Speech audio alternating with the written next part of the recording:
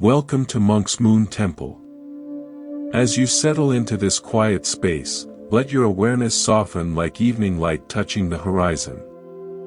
There's nothing to achieve here, nothing to figure out. These moments are simply for resting, for listening with the gentle attention you might give to distant wind chimes on a still afternoon. The teachings we'll explore together have traveled across centuries, carried on the breath of countless practitioners, and they arrive here now not as demands, but as invitations. Invitations to lay down burdens you may not even know you're carrying. So let your body be heavy, let your thoughts be clouds drifting through a vast sky, and let's begin this journey inward, to the peace that has been waiting within you all along. I recall walking through an old-growth forest years ago, following a path worn smooth by generations of wanderers. Sunlight filtered through the canopy in shifting patterns, and the air smelled of damp earth and decaying leaves, the rich scent of transformation. I came upon a clearing where a massive tree had fallen, its trunk moss-covered and returning to the soil.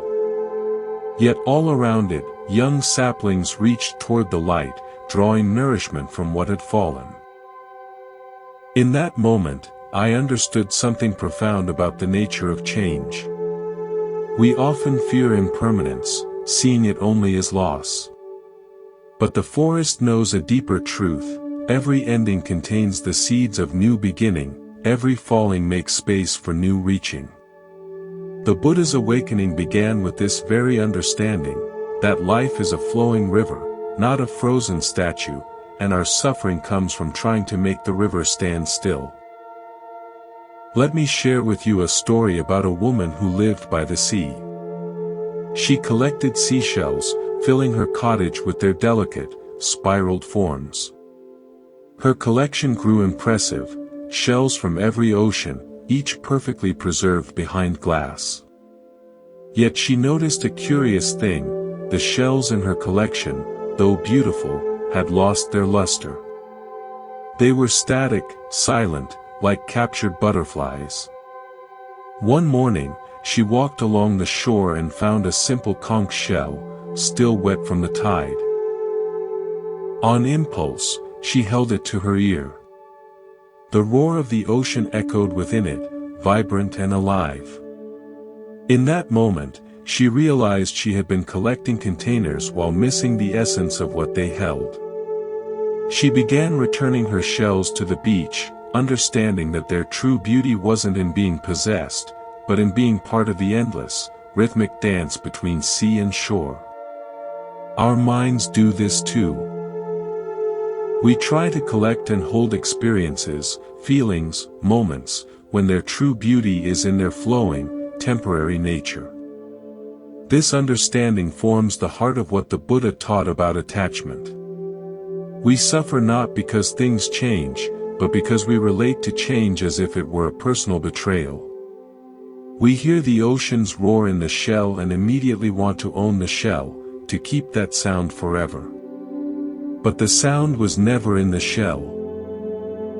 It was the shell's relationship with air, with space, with memory. When we stop trying to possess the shell and simply listen, we connect with something timeless.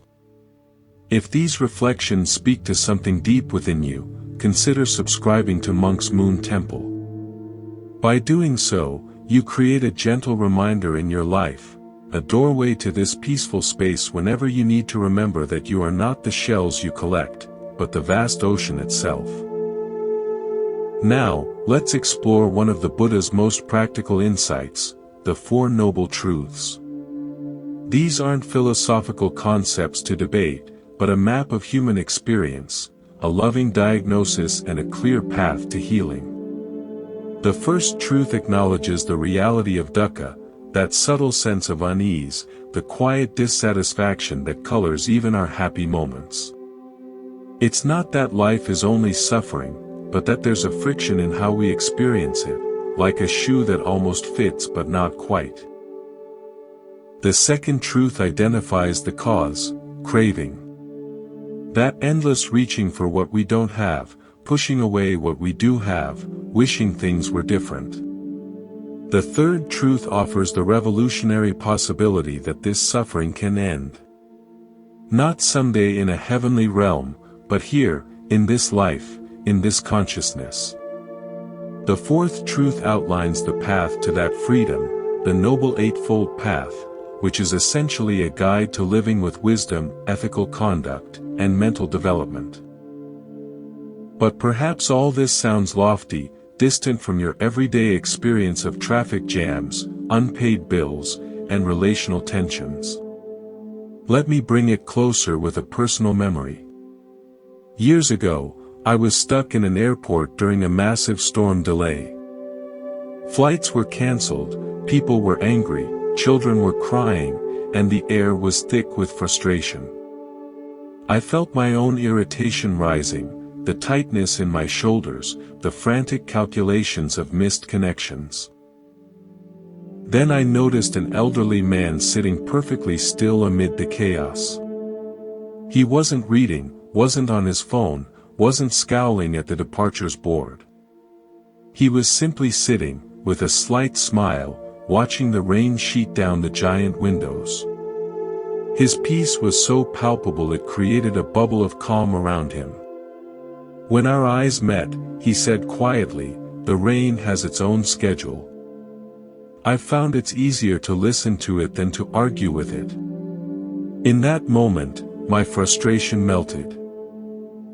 He wasn't passively enduring, he was actively participating in what was actually happening, rather than fighting what he wished were happening.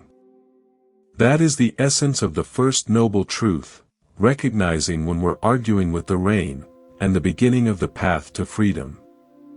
The Buddha's genius was in recognizing that our usual approach to dissatisfaction is to seek more pleasure, more security, more validation. But this is like drinking salt water when thirsty.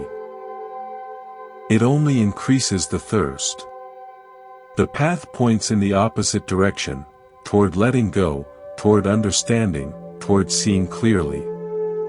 It's not about acquiring a new state, but about uncovering the peaceful state that's already here, buried under layers of wanting and fearing. I remember another story, this one about a master painter who was famous for his landscapes. Students would travel great distances to learn his technique. He would teach them about brushstrokes, about color mixing, about perspective. But he noticed his students' paintings, while technically proficient, lacked life. They were accurate but empty. One day, instead of sending them to paint the mountain, he had them sit for a week facing away from the mountain. "Paint what the mountain feels like," he said. "Paint the shadow it casts on your soul. Paint the memory of its presence." The students were confused but complied. And something remarkable happened. When they finally turned and painted the actual mountain, their paintings had a depth, a vitality that had been missing before. They had stopped trying to capture the mountain and had instead connected with their relationship to it. This is the shift the Buddha invites, from trying to capture and hold life, to connecting deeply with our actual experience of it. The peace isn't in the captured image. It's in the relationship, the awareness, the vast space in which both the painter and the mountain arise. As we continue, we'll explore how this shift in perception changes everything, how we relate to our thoughts, our emotions, even our very sense of self. But for now, simply rest in this understanding: you are not here to capture the mountain. You are here to feel its shadow on your soul, to hear its silence in your heart. The rain has its own schedule, and in this moment, your only task is to listen. Let's continue our journey.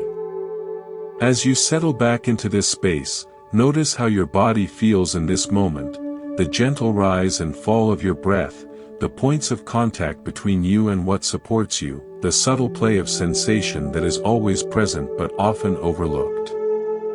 This simple noticing, without judgment or the need to change anything, is the very foundation of the path the Buddha taught. It's not exotic. It doesn't require special equipment. It begins with the radical act of turning toward your present experience with acceptance. This brings us to one of the most profound, and sometimes misunderstood, teachings in Buddhism, the concept of anatta, often translated as not self. This isn't a philosophical claim that you don't exist. You clearly do. It is, rather, a practical invitation to investigate what you mean when you say, I. When you say, I am anxious, what is the I that possesses the anxiety? Is it solid, singular, and permanent? Or is it more like a story, a constantly updated narrative woven from memories, thoughts, sensations, and labels? Imagine a waterfall. From a distance, it looks like a single, solid, white curtain of water, a definite thing. But if you move closer, you see it is nothing but countless individual drops, falling in rapid succession, creating the illusion of continuity. The waterfall is a useful name for a process, not a separate entity. Our sense of self is much like that waterfall. We take the rapid succession of thoughts, feelings, perceptions, and bodily sensations and weave them into a coherent story called me. The problem arises when we believe the story is solid and permanent, and then spend our lives in a frantic effort to protect it, enhance it, and satisfy its endless demands. I knew a man once, a passionate gardener, who identified completely with his award-winning rose garden. He was the Rose Man. His sense of worth, his pride, his social identity were all rooted in those perfect blooms. Then one harsh, unexpected frost came and blackened every bud. He was devastated. It felt like a personal annihilation. For weeks, he was listless, depressed, feeling he had lost himself. But as spring arrived, life in the garden continued in different forms. Hardy weeds flowered in cheerful yellow. Moss grew emerald green on the stone path. Birds visited more often. Slowly, he began to tend to what was actually there, not what he believed should be there. In doing so, he discovered a quieter, more resilient joy, not in being the Rose Man, but in simply being in relationship with a living garden. His rigid sense of self had frozen and cracked, allowing a more fluid, authentic presence to emerge. This is the gentle liberation of not self. It's not about losing who you are, but about loosening the tight grip on a fixed idea of who you are, so you can meet life as it is, not as you demand it to be.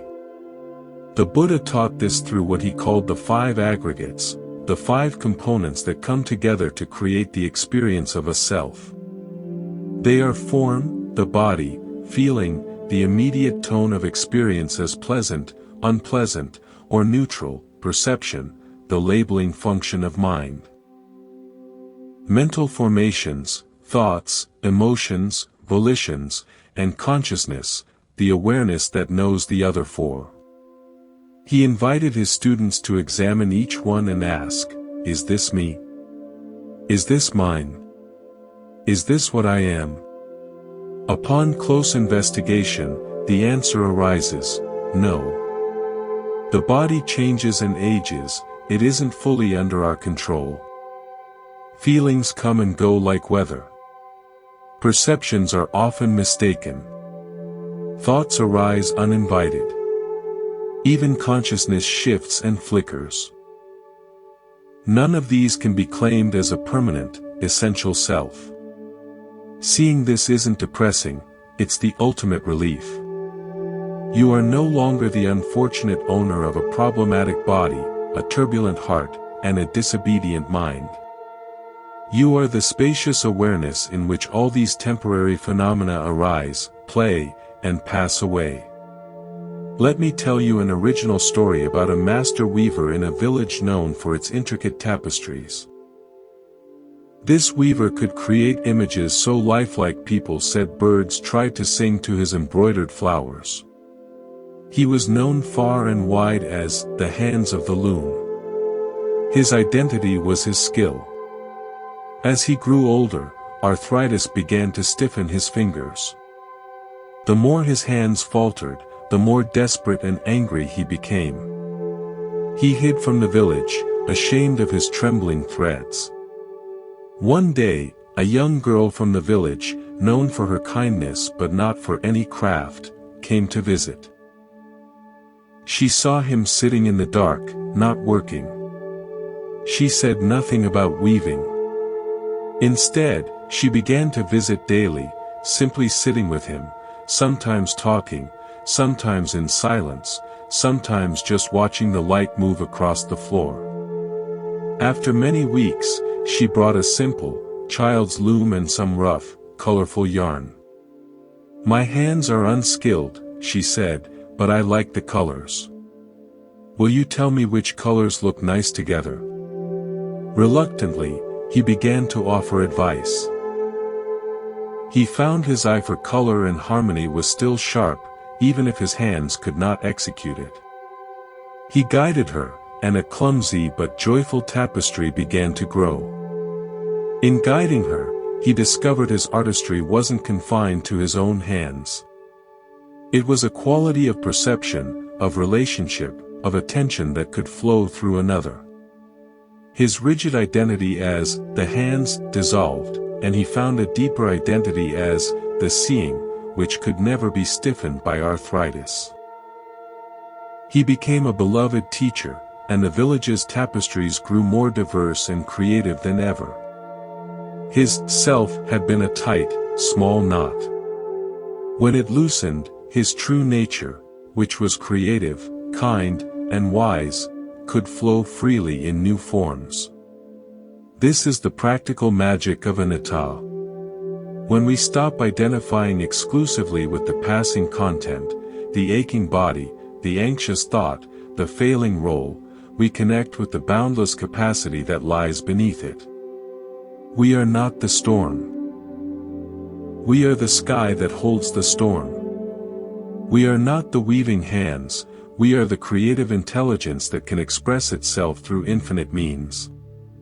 I recall a personal moment that touched this truth. I was leading a meditation retreat, playing the role of the teacher. One evening, a deep migraine took hold. The pain was severe, and a wave of anxiety crashed over me. I can't lead the sitting. I'll disappoint everyone. I'm failing at my role.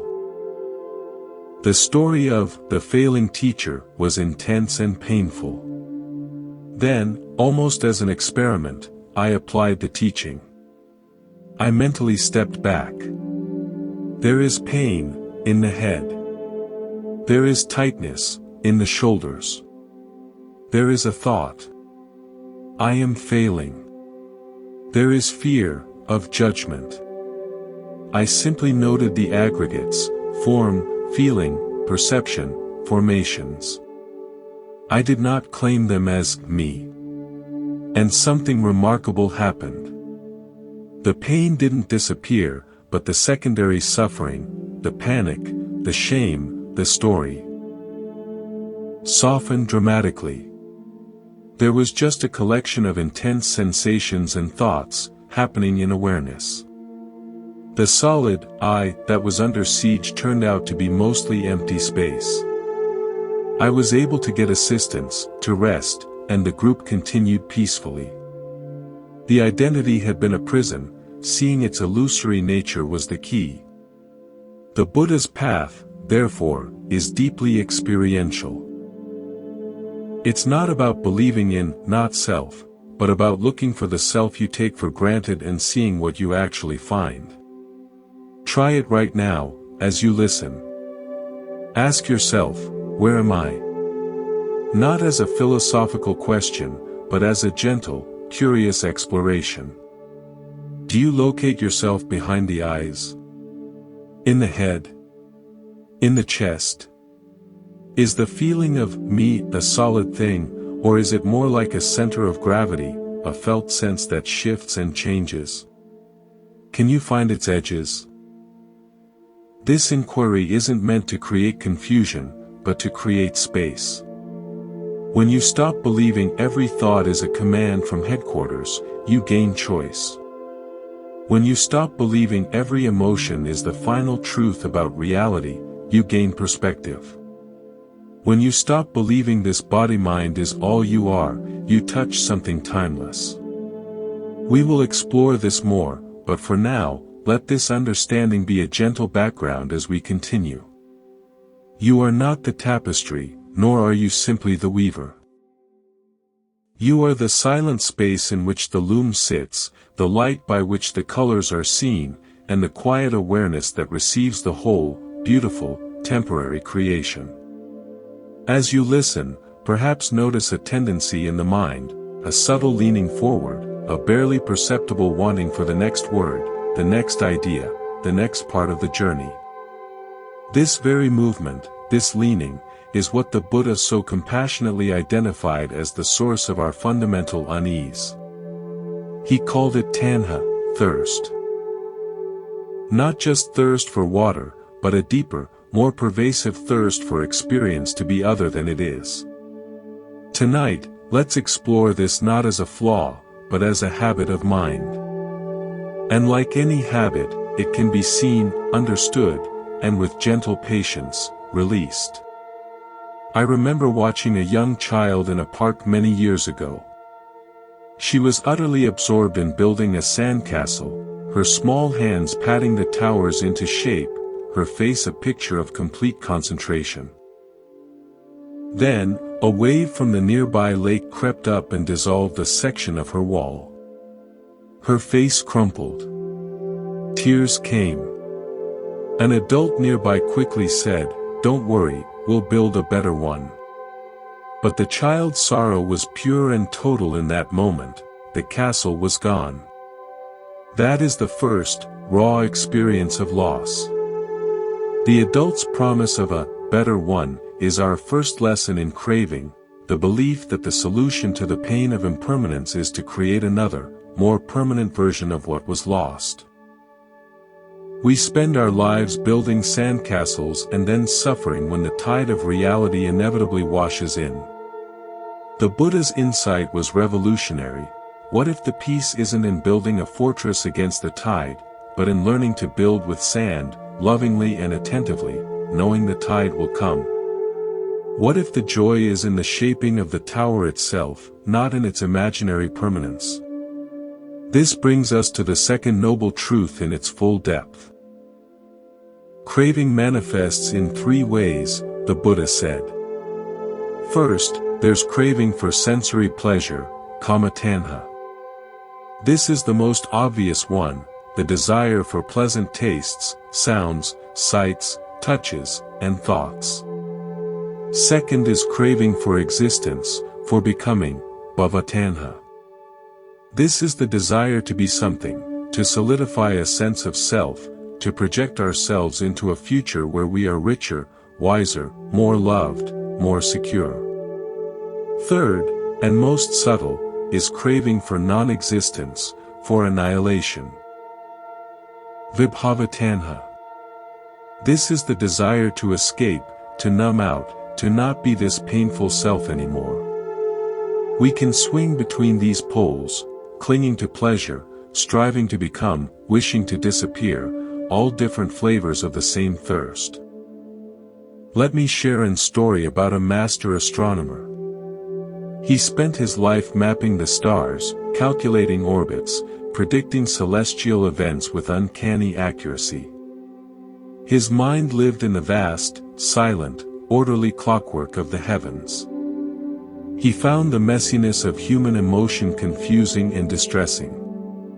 When feelings of loneliness or grief would arise in him, he would retreat further into his charts and equations, craving the clean, predictable world of stars. A craving for non-existence in the messy human realm. One night, during a perfect, clear observation, his most delicate telescope lens slipped from his grip and shattered on the observatory floor. In that moment of shock and utter defeat, he did not run to his charts. He simply sat on the cold floor amidst the shards. He began to weep, not just for the lens, but for a lifetime of turning away from the breaking heart inside him. As he wept, he looked up through the open dome. The stars, unobstructed by any lens, blazed with a fierce, immediate beauty he had never truly seen. They were not points on a chart. They were alive, swimming in a depth of black space that felt both terrifying and intimate. In that broken moment, his craving for an emotionless, orderly existence shattered too. He touched the raw, starlit reality of his own humanity, and found it was not a problem to be solved, but an experience to be held. He discovered that the universe he sought wasn't out there as an escape, it was right here, containing both the shattered glass and the unmediated stars, both the grief and the awe. Our practice is to become like that astronomer in his moment of brokenness, to stop using our spiritual or worldly pursuits as a lens to distance ourselves from the raw, unfiltered experience of now. Craving is that lens. It says, I will be happy when I get that job, when I lose that weight, when I achieve that state of calm. It perpetually points to a future where the conditions are right for peace to begin.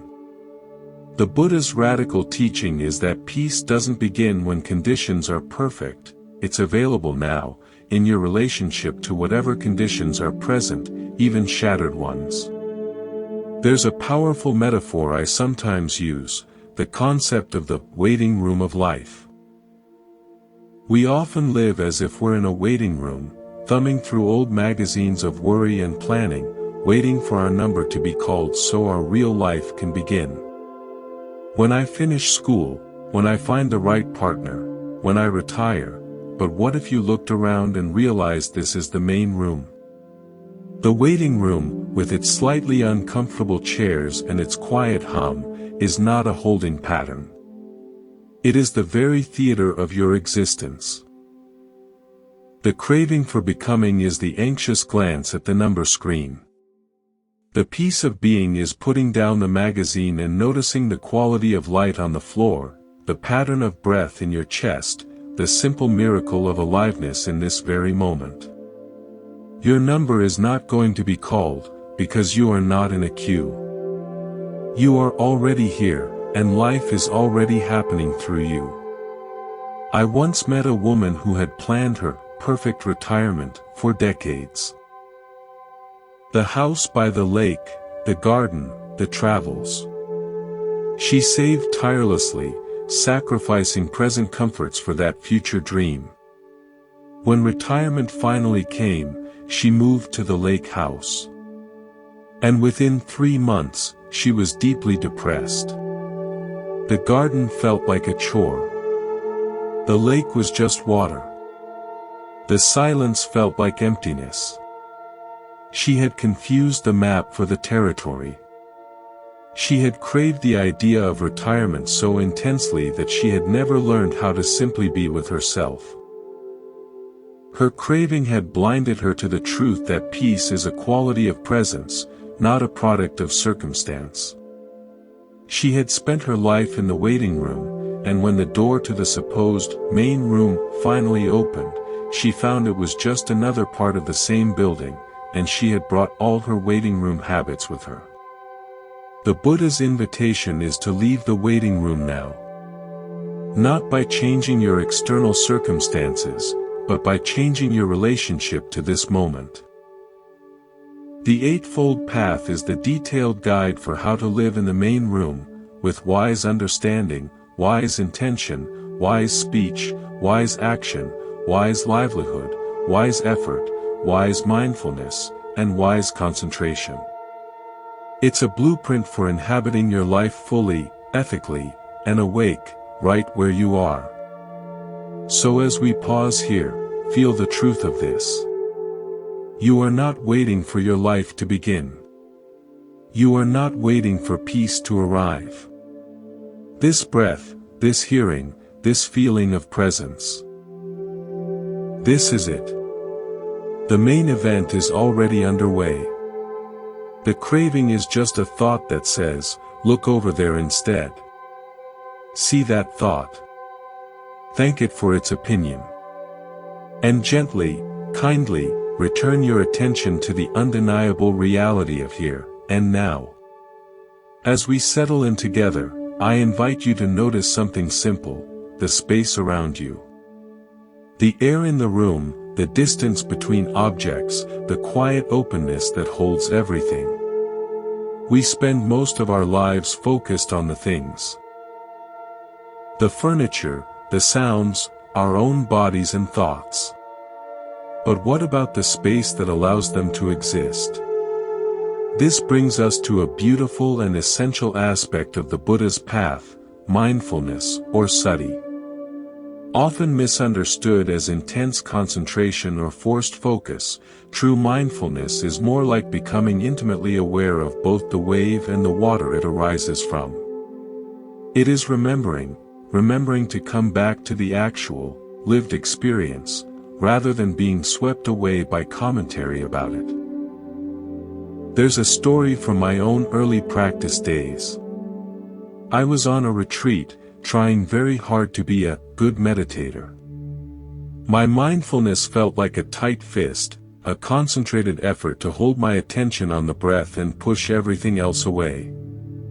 The more I tried, the more tense and frustrated I became. One afternoon, during a walking meditation period in a grove of aspen trees, I noticed their leaves trembling in the breeze. They weren't trying to be mindful. They were simply responding, completely, to the wind. A teacher nearby, seeing my strained posture, said softly, "You are trying to be a stone in the river, when you are meant to be a leaf on the water. Let the current of your experience carry you. Your job is just to feel it." In that moment, I let go. Mindfulness stopped being something I did and became something I allowed, a natural, relaxed awareness of the sensations of walking, the sound of leaves, the feeling of air on skin. The tight fist opened into an accepting palm. This is the heart of right mindfulness, the seventh factor of the Noble Eightfold Path. It's not about controlling your mind, but about developing a friendly, curious relationship with it.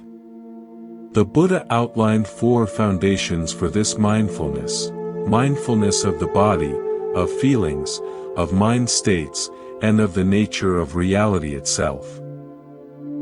We start with the body because it is always here, always present, a tangible anchor in the fleeting stream of thought. Can you feel the weight of your hand right now? The texture of the fabric against your skin? These are not distractions from a spiritual practice, they are the practice. They are the doorway back into the lived reality of this moment. Let me tell you an original story about a master potter known for his exquisite tea bowls. His bowls were so thin, so perfectly symmetrical, they were said to ring like crystal when struck. He was proud of his control, his technical mastery. A Zen monk visited his studio and, after examining a perfect bowl, asked, "Can you make me one that is imperfect?" The potter was insulted. "Why would I make something imperfect?" The monk replied, "Because the perfect bowl is already complete. It has no room for the tea. Its symmetry leaves no space for the hand that holds it. I want a bowl that has a thumbprint, a slight warp, a memory of the human who made it, a bowl that invites participation, not just admiration." The potter, troubled, tried to make an imperfect bowl. But every attempt was still a controlled, conscious act of creating imperfection, which made it just another kind of perfection. Finally, in frustration, He closed his eyes and simply let his hands work the clay without a plan. The bowl that emerged was lopsided, thicker on one side, with the clear impression of his thumb pressed deep into the clay. He opened his eyes, certain it was a failure. The monk beamed. "This," he said, "is a bowl with space. Space for tea. Space for the drinker's imagination. Space for the truth of the moment it was born." The potter realized his pursuit of perfect mindfulness had been just like his perfect bowls, controlled, sterile, leaving no space for life itself. True mindfulness, he saw, was the open, accepting space, the imperfect awareness that could hold the whole, messy, beautiful process without trying to perfect it. We often approach meditation this way. We try to create a perfect state of calm, and judge ourselves for having thoughts. But mindfulness is not about having a blank mind. It's about knowing what's in the mind with clarity and compassion. If anger is present, mindfulness is knowing anger is present, not "I am an angry person who is failing at meditation." This shift from identification to observation is revolutionary.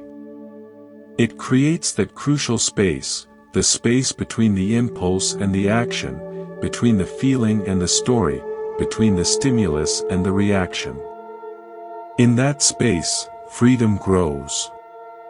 I recall a powerful personal experience with this. I was stuck in a long, stressful meeting. A colleague said something that felt like a personal attack. My body immediately reacted, heat rushed to my face, my heart pounded, my mind scrambled to form a cutting retort. The old habit was to either lash out or stew in silent resentment. But because of practice, a sliver of space appeared. In that space, I was able to notice tightness in the chest, heat in the face. Thought, "That's unfair." Feeling, "Hurt." Just that simple, internal noting. It didn't make the hurt disappear, but it separated me from the reactive storm. From that clearer space, I found I could take a breath and respond, rather than react. I said, "I need a moment to think about what you've said." It was a small moment, but it felt like a monumental victory of mindfulness over unconscious habit. The Buddha taught that mindfulness is the direct path to liberation. Why? Because unawareness, or ignorance, avijja, is the root of the whole chain of suffering. We react blindly out of habit because we are not fully aware of what is happening within us. Mindfulness shines a light into that darkness. It is the faculty of mind that says, "Ah, this is what is happening." Not, "This is what should be happening," or "This is good," or "This is bad." Just, "This is what is." This non-judgmental, present-moment awareness has a profoundly settling effect. It's like the sun coming out after a storm. The puddles are still there, but the chaotic energy has passed. As you continue to listen, you can practice this right now. You don't need a special posture. Just notice. Notice the sound of my voice as vibration. Notice the intention to understand the words. Notice any thought that arises about what you're hearing. Notice the feeling of interest, or boredom, or relaxation. Don't try to change any of it. Simply be the knowing space for it all. This is mindfulness. It is not something you build, it is something you stop covering up. You are already aware. The practice is simply to rest in that awareness, again and again, rather than getting lost in the objects that appear within it. Let this be our practice as we move forward, to be the open, lopsided, generous bowl, not the perfect, ringing crystal.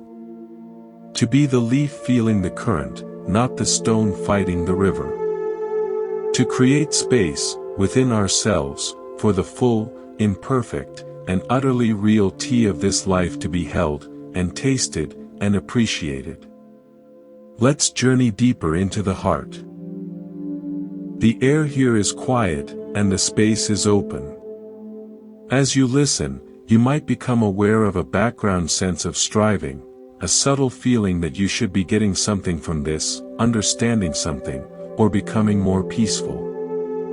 This is a natural habit of the mind, to turn everything, even rest, into a project. The Buddha's path offers a radical alternative, the cultivation of samma samadhi, or right concentration, often translated as meditation. But this is not about achieving trance states or spectacular visions. It is about the gentle, steady gathering of the mind, like sunlight focused through a clear lens, so it can see the nature of reality with penetrating clarity. There is a common misunderstanding that meditation is about stopping thoughts. This is like trying to stop the waves on the ocean. The goal is not a flat, dead sea, but to learn to sit so steadily and openly in the boat of your awareness that the waves, however large, cannot capsize you. The thoughts will come. The feelings will rise. Concentration is not about making them disappear, but about choosing not to chase after every one. It is the practice of coming back, again and again, to a simple anchor, the breath, a word, a sensation, and in that returning, we train the mind in fidelity to the present moment. I remember a story a teacher once told about two neighbors. One had a clear, still well from which he drew sweet, cool water. The other had a muddy, agitated pond. The man with the pond, seeing his neighbor's clear water, would constantly come over to draw from the well. The well owner finally said, "Friend, why do you always come to my well?" The man replied, "Because my water is muddy and undrinkable." The well owner walked over to the pond. The water was indeed murky, but not from the source. The man was in the habit of stirring the pond every morning with a large stick, trying to chase away the frogs and bugs, which only churned up the mud from the bottom. "The problem is not the water," the well owner said. "The problem is the stirring. If you let it be, the mud will settle, and you will see your own water is clear." Our minds are like that pond. We stir them constantly with the stick of our wanting, our worrying, our planning. Meditation is the profound practice of putting down the stick. We sit, and we let the mud of our thoughts and emotions settle, in its own time. We don't achieve clarity, we stop obscuring the clarity that is already there. Let me share an original story about a famous librarian who cared for the greatest collection of ancient maps in the world. He knew the location of every scroll, every atlas, every celestial chart. His mind was a perfect catalogue. But he lived in the maps, not the territory. He could describe the coastline of a forgotten kingdom but had never felt sea spray on his face. He could trace the trade routes of the Silk Road but had never felt desert sand underfoot. He became ill, and the doctors prescribed rest in a remote mountain village with no library. For the first week, he was in agony, his mind frantic without its maps. Then, out of sheer boredom, he began to walk. He felt the crunch of gravel under his boots. He smelled pine resin warming in the sun. He saw the actual, unmapped way light fell through the trees. Slowly, his inner catalog quieted.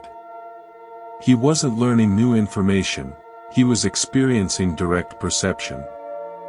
One evening, watching the uncharted stars emerge, He realized his life's work had been a profound concentration on the representation of reality, which had left him starved of reality itself. His meditation became those simple walks. He put down the stick of intellectual knowing and let the direct experience of the world settle into him. He returned to his library a changed man. He could still find any map, but now he would often pause, touch the vellum, and smile, knowing the territory it pointed to was alive, immediate, and could never be fully captured. His concentration had shifted from the symbol to the source. This is what right concentration cultivates, a direct, unmediated intimacy with life as it is. The Buddha taught many methods to develop this, focusing on the breath, on qualities like loving kindness, on the nature of the body. The object itself matters less than the quality of attention brought to it. Is it gentle or forced? Is it patient or greedy? Is it sustained or flickering? We are not trying to lock the mind in a vice, but to encourage it to rest naturally, like a bird coming home to roost at dusk. I once visited a traditional bell foundry. The master explained that the purity of a bell's tone depends entirely on the process of cooling. After the molten metal is poured into the mold, it must cool slowly, evenly, over many days. If it is rushed, if there is any disturbance, the metal crystallizes unevenly and the bell's sound will be cracked, dull. The bell is placed in a bed of sand and left entirely alone. Our minds are like that molten metal after the fire of the day. Our typical habit is to rush. To pick up a phone, to turn on a screen, to plan tomorrow, disturbing the natural cooling process. Meditation is creating that bed of sand. It is the intentional, patient allowance for the mind to settle and crystallize into its own natural, resonant clarity. We are not creating the clarity, we are simply providing the undisturbed conditions for it to emerge on its own. Concentration, in partnership with mindfulness, leads to panna, wisdom.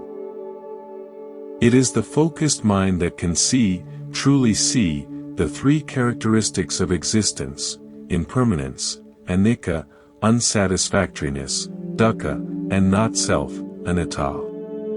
You don't just think, all things are impermanent. In deep concentration, you see the impermanence in the very sensation of the breath. It arises, it peaks, it passes away. You see it in a feeling of joy, it swells, it lingers, it fades. This is not philosophy, it is direct observation. And this seeing changes everything. When you see directly that everything you cling to is in flux, clinging begins to loosen on its own. It is not something you force, it is something you outgrow, like putting away a childhood toy when you see it for what it is. So as we rest here, let your practice of concentration be as simple as the librarian walking, as patient as the bell cooling. Choose one anchor, perhaps the feeling of the breath at the nostrils, or the rise and fall of your abdomen. Your mind will wander. That is its job. When you notice it has wandered, gently, without any criticism, bring it back. That moment of noticing and returning is the whole practice. It is the muscle of awakening being strengthened. Not through struggle, but through a gentle, persistent fidelity to the here and now. You are not stirring the pond. You are letting it settle, discovering the clear, still water that has been there all along. As we settle once more into this shared silence, I invite you to notice a quality that may be present in your heart right now. Not a thought, but a feeling tone. Perhaps it's a sense of ease, or maybe a lingering restlessness, or simply neutrality. The Buddha called this Vedana, feeling.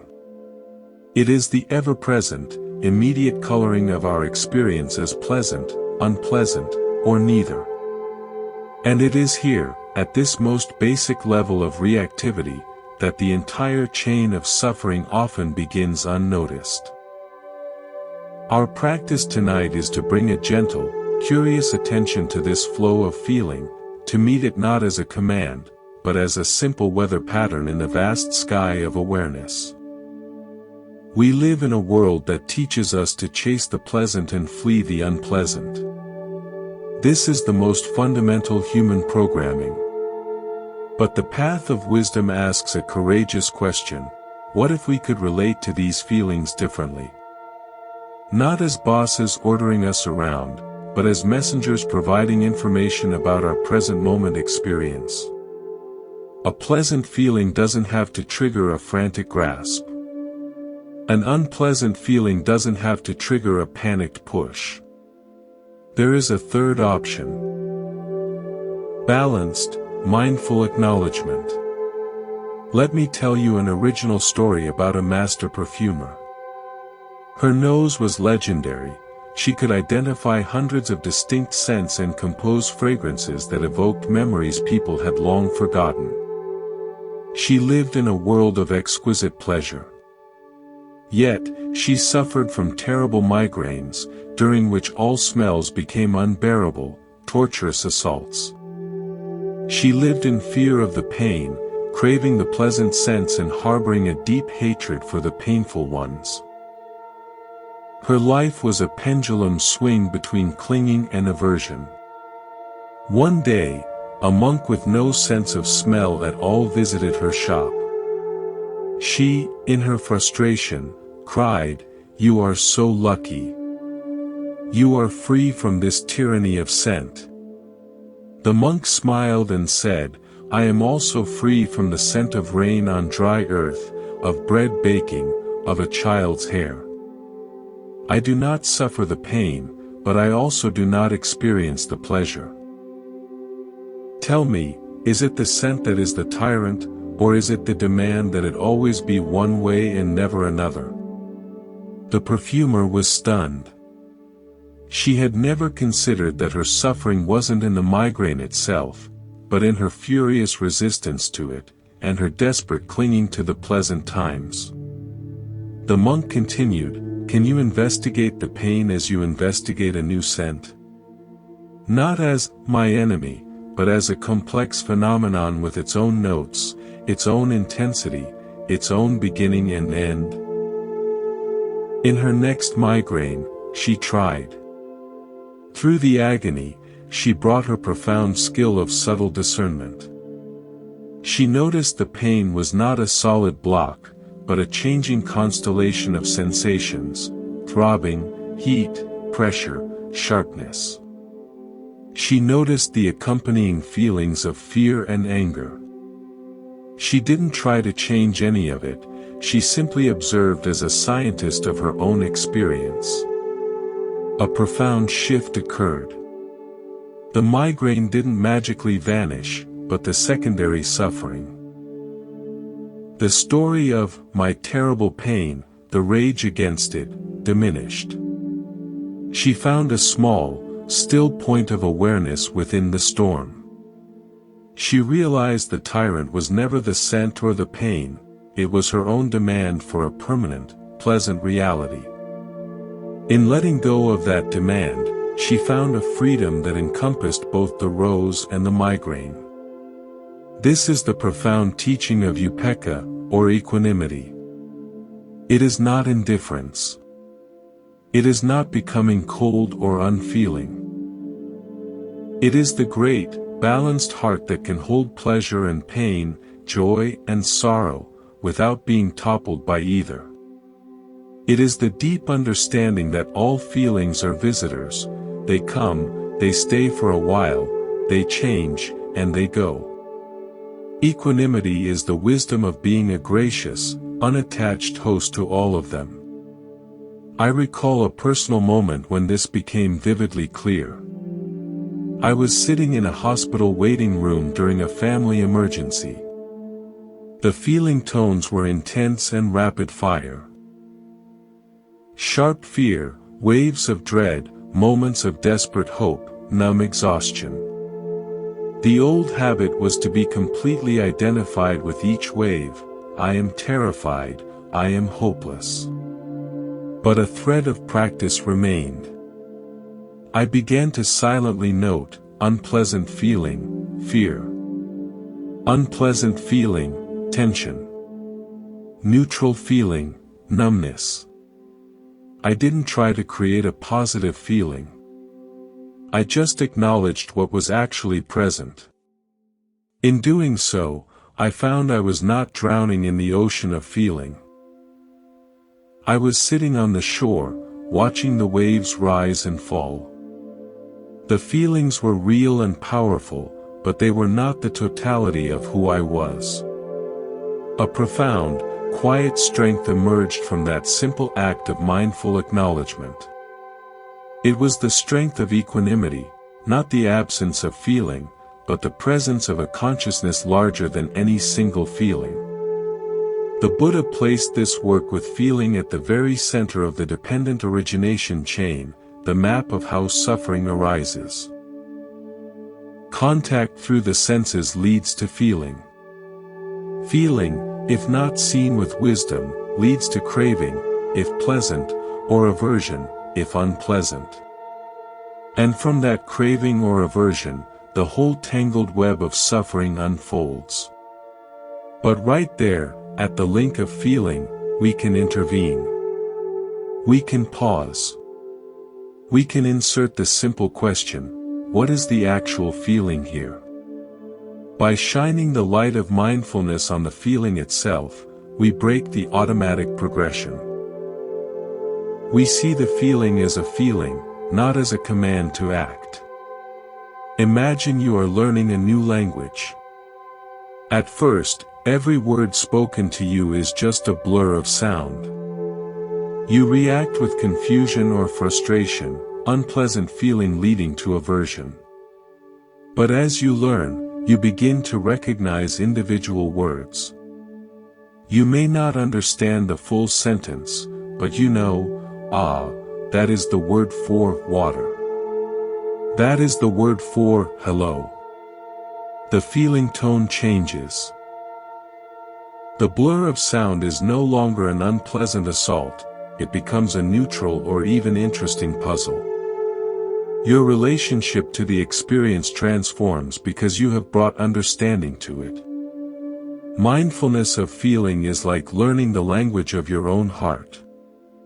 The unpleasant feeling of anger is no longer just a toxic blur demanding an outburst, it becomes a recognizable pattern of bodily heat, constriction, and certain thought formations.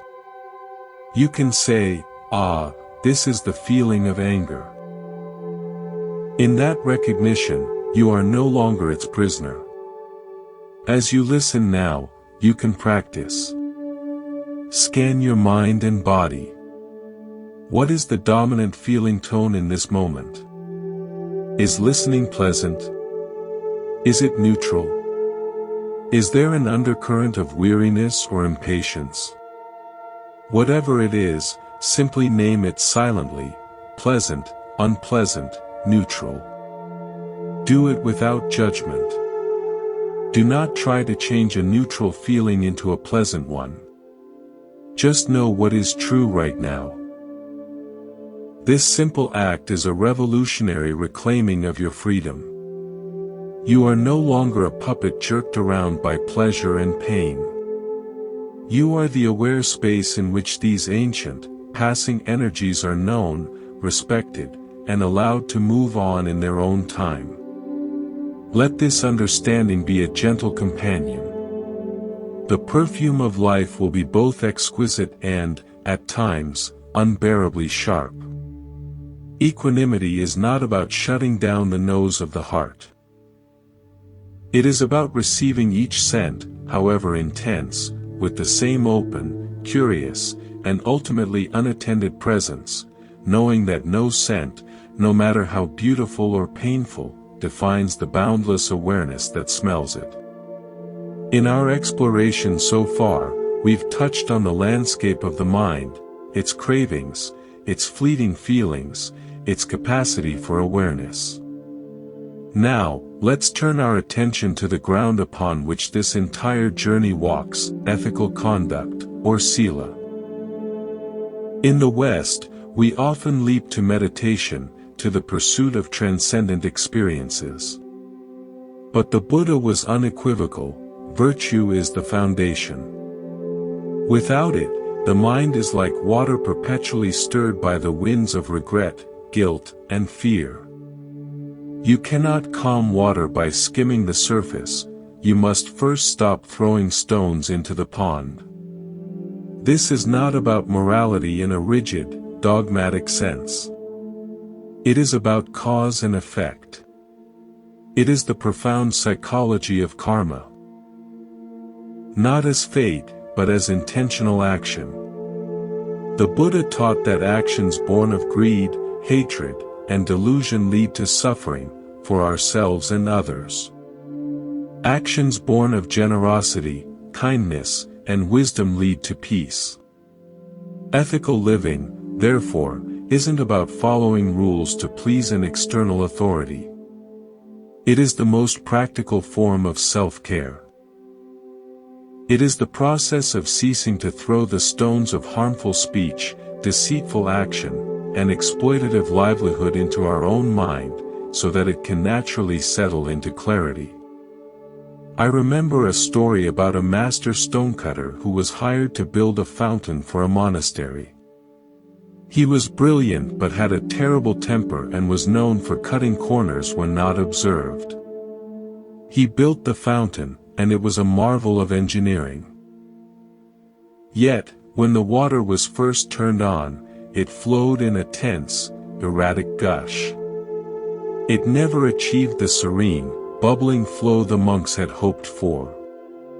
The stonecutter was baffled. He checked every joint, every seal. An old monk, watching him, asked, "Did you cut each stone with patience, or with irritation?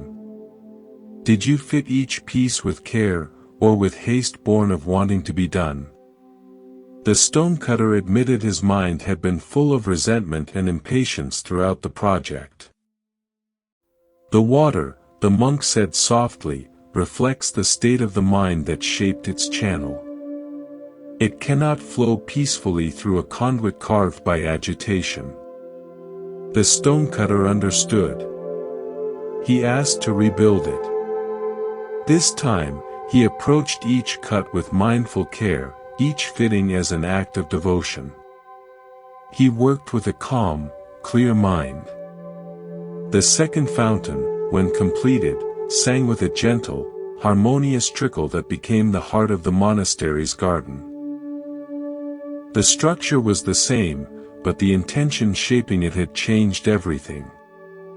Our lives are that fountain. Our ethical actions, what we say, what we do, how we earn our living, are the channels we carve for the flow of our life energy.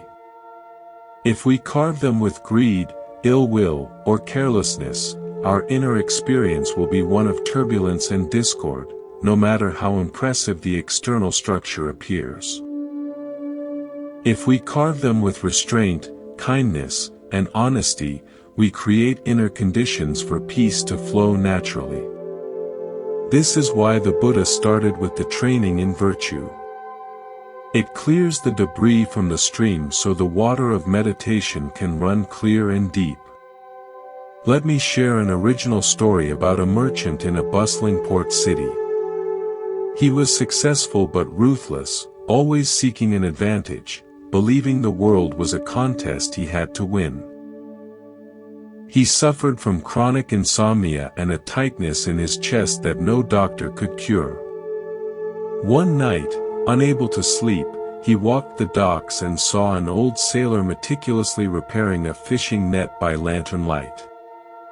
The merchant, in his usual transactional mindset, said, "Old man, that net is full of holes. It would be faster to buy a new one." The sailor didn't look up. "Maybe," he said. "But this net fed my father, and it feeds me. Each hole I mend is a debt repaid to the sea. The sea knows. He spoke with a calm certainty. The sea knows, the merchant scoffed. "I," said the sailor, finally meeting his eyes. "You think your deals are done when the gold is in your hand. But every harsh word, every squeezed price, every broken promise is a hole in your own net. You spend your nights trying to mend a net you refuse to see is torn." The word struck the merchant like a physical blow. He saw the truth. His insomnia, his anxiety, were the flapping of a ragged net in the wind of his conscience. He began, slowly, to change his way of doing business. He started honoring his word, treating suppliers fairly, giving fair wages. It wasn't easy, and he lost some advantages.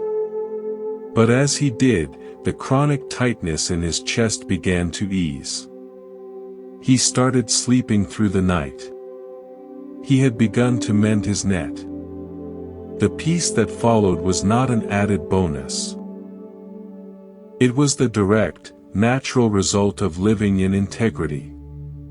This is the Noble Eightfold Path's training in ethical conduct: right speech, abstaining from lying, divisive, harsh, and idle speech; right action, abstaining from harming, stealing, and sexual misconduct; and right livelihood, earning a living in ways that do not cause harm. These are not restrictions on your freedom. They are the specifications for building a vessel sturdy enough to sail the ocean of meditation without springing leaks. You cannot concentrate a mind that is haunted by the ghosts of yesterday's harmful actions. You cannot cultivate loving kindness while your daily work undermines the welfare of others. A personal reflection comes to mind. Early in my practice, I was very focused on meditation hours. I could sit in stillness, but off the cushion, I was often sharp-tongued, quick to criticize, and defended it as just being honest. My meditation felt shallow, brittle. A teacher pointed out this disconnect. "You are trying to grow a garden in poisoned soil," he said. "Your speech is the poison. Until you clean the soil, the flowers of insight will be weak." I began a rigorous practice of pausing before speaking, asking, "Is it true? Is it necessary? Is it kind?" The change was humbling. I spoke less. I listened more. The initial feeling was one of restriction. But then, an unexpected spaciousness opened in my mind, even off the cushion. My meditation deepened not because I was sitting longer, but because I was carrying less of the agitation that comes from careless speech. The virtue became the foundation that supported the house of my practice. The Buddha called this the blamelessness that brings gladness, that leads to joy, to concentration, to insight. It is a sequential, causal flow. There is a profound relief in living a blameless life. You are no longer looking over your shoulder, managing narratives, or carrying the weight of hidden actions. The mind becomes light, open, and ready to see things as they are. So, as we integrate these teachings, consider your own fountain, your own net. You need not overhaul your life in a day. Start with one stone, one knot. Practice one area of ethical restraint with compassionate intention. Notice the inner landscape. Does it become a little quieter? A little more trustworthy? This is not a path of perfection, but of orientation. We orient ourselves, again and again, toward actions that cause no harm. In doing so, we stop throwing stones into our own pond. And in that stillness, we can finally see our own reflection clearly, and see that it has always been, and will always be, pure, clear, and undisturbed. We have journeyed together through the landscape of the mind, exploring its cravings, its fleeting formations, the peace of awareness, and the foundation of ethical living. Now, as we draw our shared time to a close, let us integrate these threads into a single, profound understanding, that the freedom the Buddha pointed to is not a distant achievement, but a present moment reality. It is the natural state of a heart that has ceased its war with what is. It is not something you reach, it is something you cease obscuring. There is a last story I wish to share with you, an original parable about two gates in an ancient city wall. The city was vast and bustling, but its people were known for their weariness, their constant search for something just beyond the horizon. In the eastern wall was the main gate, grand and ornate, through which merchants, armies, and travelers streamed in and out in a never-ending tide of purpose and frenzy. Everyone used this gate. It was the gate of becoming, of striving, of arriving and departing. But in the western wall, almost hidden by ivy and forgotten by most, was a small, simple door. It had no lock, no handle on the outside. It was known as the shepherd's gate, for only the shepherds who grazed their flocks on the quiet western hills seemed to know its secret. From the inside, it opened with the lightest touch. A young man, exhausted by the striving of the main gate, once asked an old shepherd about it. "Why is there a gate with no handle?" The shepherd replied, "It is not for leaving. It is for realizing you never needed to enter. The city you seek is not through any gate. It is the ground upon which both the city and the hills stand." The young man didn't understand. He spent years trying to find the trick to the shepherd's gate from the outside, just another form of striving. Only when he collapsed in utter exhaustion, his back against the very wall, did he stop trying to get anywhere. In that total cessation, he fell in, not through the gate, but out of the idea that he was separate from the peace of the hills. He realized he had always been on both sides, and the wall itself was the only illusion. The Buddha's entire teaching is that shepherd's gate. We spend our lives rushing through the main gate of craving and aversion, of becoming this or that, of seeking peace in some future condition. The Noble Eightfold Path is not another set of instructions for the main gate. It is the clear set of directions to stop, to turn around, to walk back through the bustling city of your own mind, and to sit down, back against the wall, until you realize the gate you seek has no external handle because what you seek is not outside. Nibbana, the unconditioned, the end of suffering, it is not a place you go. It is the profound, liberating realization that you were never truly confined by the walls of self, time, and craving to begin with. This is the culmination. Letting go. Not as a forceful renunciation, but as a quiet, natural release, like a leaf letting go of the branch in autumn. It is the understanding that you are not the leaf. You are not even the branch. You are the spaciousness in which the entire tree grows, changes, and rests. The practice has never been about adding anything, more peace, more wisdom, more concentration. It has been a patient, gentle subtraction. A letting go of the stories, the identifications, the resistances, until what remains reveals itself. And what remains is serene, luminous, and complete. I will leave you with a final, personal image. Years ago, I was on a silent retreat in a high desert. The days were hot, the practice was challenging. One night, I had a dream of holding a precious, glowing gem tight in my fist. In the dream, I was terrified of dropping it, of it being stolen. The fear was exhausting. I woke up suddenly, just before dawn, and walked out into the cool desert darkness. The sky was ablaze with stars, more stars than I had ever seen, an infinite, dazzling scatter of diamonds on black velvet. In that moment, the dream's meaning washed over me. I had been clenching my own awareness, my own idea of a spiritual gem, in a tight fist of practice, afraid to lose it. And here was the entire universe, offering itself freely, holding me in its vast, open palm. I opened my hand, physically, there in the desert. I wasn't giving anything away. I was simply aligning myself with the reality that everything is already given, already received. The peace that followed was not mine. It belonged to the desert, to the stars, to the awareness that could contain it all.